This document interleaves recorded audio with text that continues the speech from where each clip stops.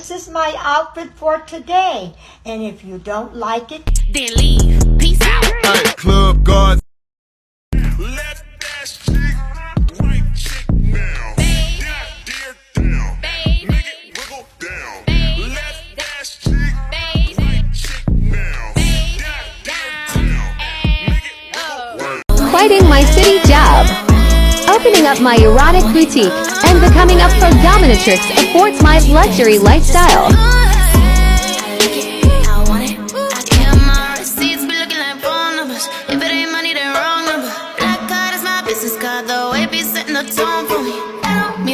Niggas, they ain't fucking with me. I'm sorry for dripping, but drip is what I do. And one of these days, I'm gonna get dressed and drip all over you. Hey everybody, Mistress Lorna is back, and I just want to say thank you for the questions, for the views, and for the comments. Some of them funny, some of them not so funny, but you know, you try.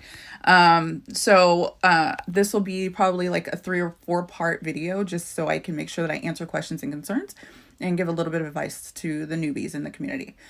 First question, are you a pro dom? Yes, I am. I've been in the BDSM community for over 20 years. I started when I was 18, and I'm sorry that I'm talking so fast. But 3 years ago, I decided that I wanted to test the waters of being a dom. So I, just kind of tested it out online. I liked it. I'm still submissive, so technically I'm a switch, but I do have my own submissives that I play with, and I'm very submissive to my husband, who is also my dom of 11 years, and he's just kind of guided me along the way, and I've also had other mentors in the community who have helped me with my, just learning how to be. Best question of the day. Do your research. Okay, there are some people out there who are just wanting to abuse people because they think that that's what BDSM is about, and it's not. So my inbox is always open if you have questions or concerns. Okay, so I've been looking for this comment, and I couldn't find it, but now I did. All right, PG fetishes. I'm not gonna put no caption up there. All right, so my biggest thing when I started the fetish industry, like I said, I've been in the adult industry for like five years, I think, something like that, was because I got, a producer in my inbox, and I was like, okay, let's try it. I flew out to Tampa, blah, blah, blah. Here we are. Now we moved here, and we, starting a brand new life, not working, just chilling. PG fetish. Set your boundaries. If you want to get into it, and you start Twitter, and you start this, the biggest mistake I think you can do is, doing a PG fetish is when you put your pictures out there. If you got big hoo-hoos, don't put them in the picture. Because guess what? You're going to get, oh, can you send me a pic? No. I'm selling feet pics. I'm selling hand pics. I'm selling my ear. Go on an ear tour, a mouth tour with me. No. Just stick to your niche and what you're comfortable with. If you post something, make sure it's your niche and what you're comfortable with. I don't post stuff that have my ass cheek hanging out because I'm not showing you my ass. The soles of my feet will be in my picture. That's about it. Obviously my face, but because I don't give a shit. So I have a list, if you're wondering, of the PG fetishes where you don't have to get naked in. If you're not comfortable. If you want to have fun with it and make a shit ton of money, this is what it is. Okay, so let's see. We got literally apron fetish, when you're cleaning, cooking, apron. House cleaning fetish, dishwashing. I was going in alphabetical order, kind of.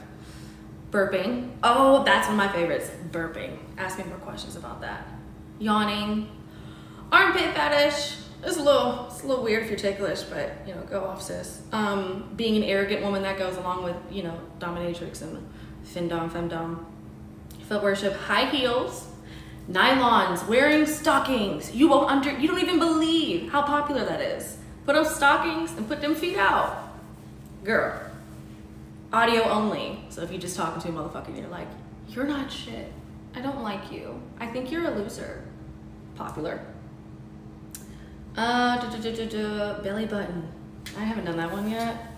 Because like I said, there are certain things I won't do. And some producers get a little weird with it, or, But like I said, my biggest thing is PG. Stick to it. If you want to do PG and you don't want to show titties or ass or your hoo-ha, don't do it. Just literally be like, I put this shoulder up, then I put this shoulder up, and then I drop them. Because I don't care. You shouldn't. Stick to what you're comfortable with and don't let anyone try to make you believe otherwise. I have a busy week. Do you? I mean, I feel like you always Thursday, do. Nobu. Vegas Friday. Then I have a spray tan at 8:45. Oh my God. I know. Things are filling up quick. Filling up. I love sex and I love being sexy and I love being naked, but I do not want little girls and young women to think that that is the way to be feminist and that is the way to be powerful, okay? Because I got tricked into that and I wound up doing a lot of things that I was not comfortable with because I thought that it would make me money and that it was powerful, and it was against the rules. But now everyone, the entire media has everyone thinking that being powerful is taking money from men and being sexy, and you don't realize like how much of that, of your soul that takes, how hard it is to be involved with someone romantically or sexually just for the money, and what that does to a person. We don't talk about that. All we talk about is making that money fast, right? And it's hard. And the fact that self-love and beauty is all centered around like the physical being also says a lot about where our culture is going. Okay,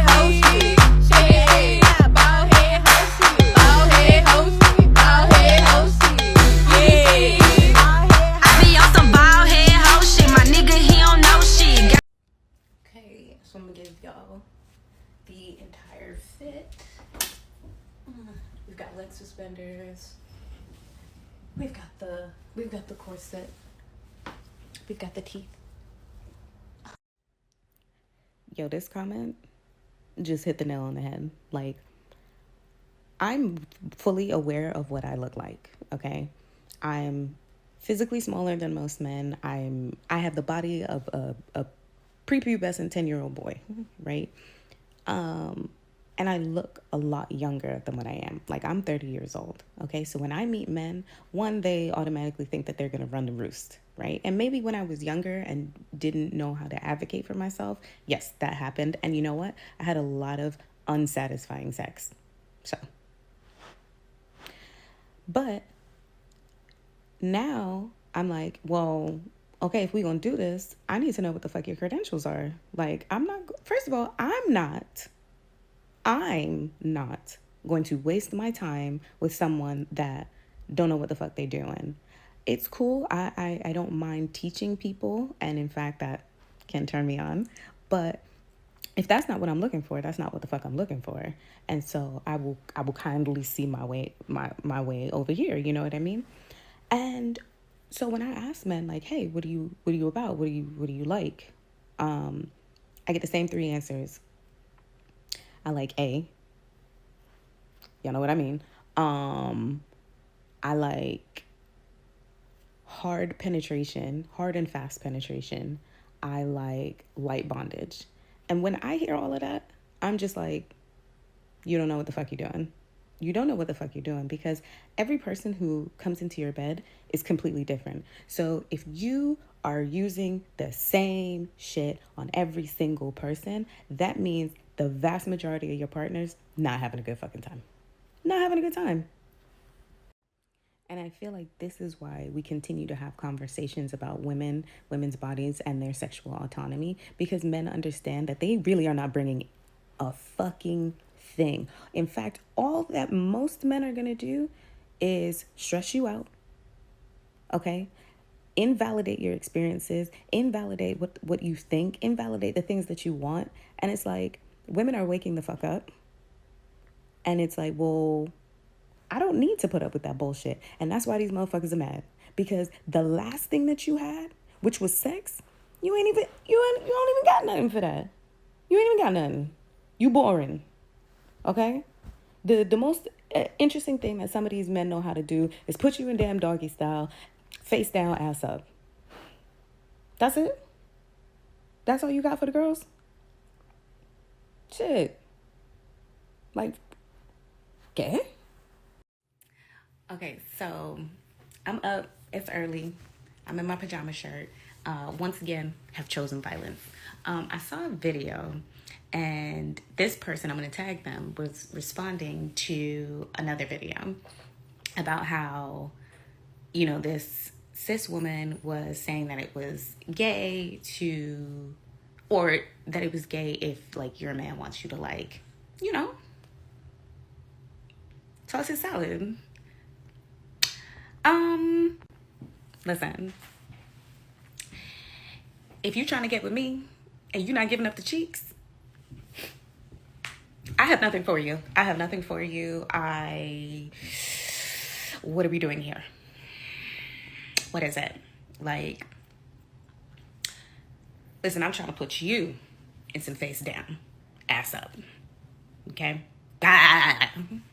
Got a little brown, one lick on the tan, little drip on the neck, 6 figure on the hand. I feel like a goat when I sit on demand, when I lift both doors and I hit on the gas, then zoom, zoom, get out the fast lane, boom, boom. That's what my ass say, pow, pow. Good morning. We're on episode 2 of Kink Talk, and today we are going to talk about what I am. We're going to talk about soft doms today. So a lot of people who don't know me or know my work, they assume that I'm like an aggressive or mean dom. Wrong. In the history of my personal kink relationships, I have been a caregiver and a handler. Yeah, that means pet play, y'all. We're gonna talk about that, but that's another episode. That's not today. At the core, I'm a very caring person. I'm a very nurturing person. I've always been that way, and I've always implemented that into my kink and my kink lifestyle. And what I found throughout meeting other people in the kink community and meeting other soft doms are just like the best. Like, I'm sorry, we really are. We're top tier. Some of the most nice and nurturing people that I've met. And that doesn't mean there's not any out there that are bad. I'm just saying, in my experience, as usual. But yeah, let's get back more into what soft doms are and do. Some things that you might find that soft doms do are acts of encouragement, especially during play. Encouraging can be very good for your submissive, especially with the outcome of the play. You'll find that soft doms check on you very frequently during a scene. Like, it doesn't matter if they just checked on you like 2 minutes ago, they'll do it again. They'll be like, hey, are you good? Hey, how are you feeling? Like, something of that nature. You'll find that some soft doms like to manipulate sound like myself and use a very whispering, softer tone versus a harsher, aggressive tone. And it's almost like the tone that they're using, they're trying to make you catch on to it. Like, they're trying to make you hear it. And with that being said, that doesn't mean that soft doms can't be assertive. Like, we will take that sweet softness that we are and still make our presence known. Like, just because that is there, it doesn't mean we're any less assertive or any less demanding, especially in presence. Soft doms tend to not hold punishments over your head because soft doms usually aren't disobeyed, honestly. And of course, last but not least, soft doms really, really, really go hard when it comes to their aftercare. It's their bread and butter, and if you're a soft dom and you say you don't, you're not a soft dom, and guess what? You're not a dom, because aftercare is necessary. And you don't have to argue with me on that one. You can argue with your mama. Anyways, thanks guys for coming to episode 2. Stay in tune for episode 3. My Atlanta trip with my BDS tips and friends. So anytime I bleed, you let me go. Yeah, anytime I feel, you got me, no. Anytime I see, you let me know. But the plan and see, just let me go. I'm on my knees when I'm begging, cause I don't wanna lose you. Hey, yeah. Ra-da-da-da.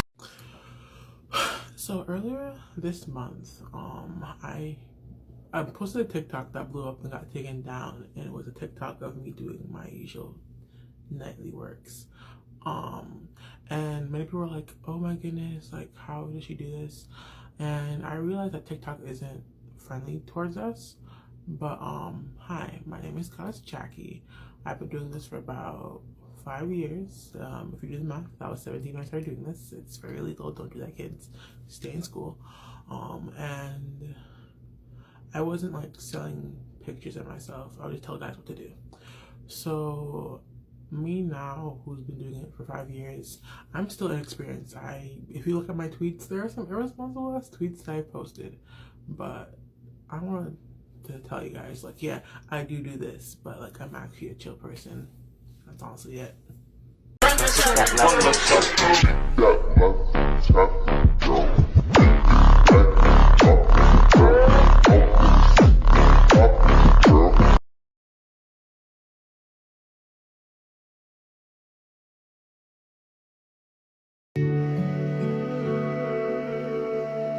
Do you have any idea how strong a man you have to be to admit that the confidence of a black woman makes you weak?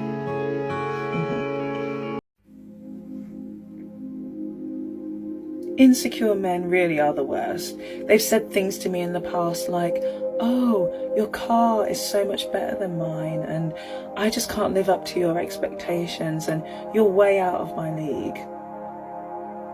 Are you a man or are you a bitch?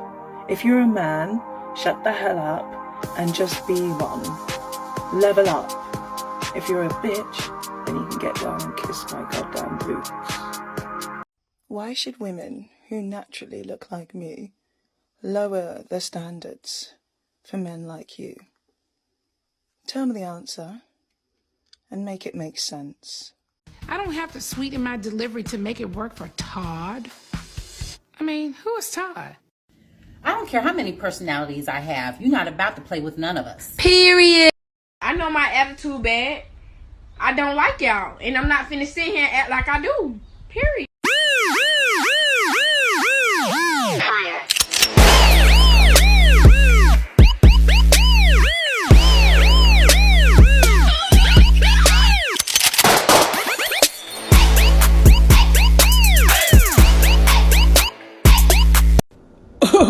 Your feet and your heels are your weapons. I wish I could take my mom's credit card and spend it all on you. Stop messaging me if you aren't sending a tribute. Yeah. Bump, bump, bump. Yeah. Bump. Bump, bump, bump, bump, bump, bump. Dumb hits don't make no sense. Sit back, around like pussy.